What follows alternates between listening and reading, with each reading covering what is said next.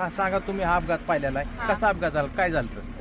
पहिल्यांदा ते आलेलं विमान आणि पहिल्यांदा असं वरून गेलतं, तेव्हा ते चांगलं होतं. नंतर आम्ही घराच्या बाहेरच होतो, आम्ही गुरांना खायलाही टाकलं आणि घरानंतर आलो तर आम्ही बाहेर होतो आणि ते विमान गेलेलं असं खालून आलेलं आणि खालून असं ते खालून आलं आणि ते बरोबर वरती जायचं, ते असं खाली त्याला अटॅक झालं. ते बरोबर म्हणजे 8:45 तेव्हा वाजलेल्या आणि त्याचा म्हणजे आम्ही पाहिलं, पण एवढा मोठा त्याचा असा स्फोट झाला ना, ते आमच्या घरापर्यंत आला.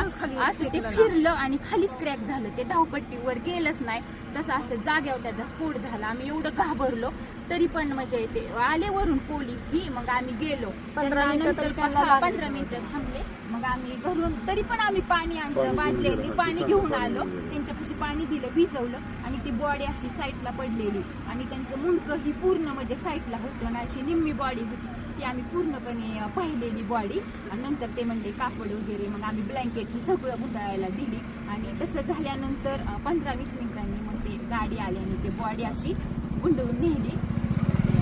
वाईट झालं ते बघितल्याला आम्ही खूप घाबरलो. तुम्ही काय बघितलं सांगा? तेच बघितलं, ते येऊन खाली कोसळलं आणि मुलं जायची नेमका टायमिंगच्या वेळ होता 8:45ला. खाली कोसळला असा भडका झाला, चाक येऊन माझ्यापर्यंत आलं तिथं घरापाशी.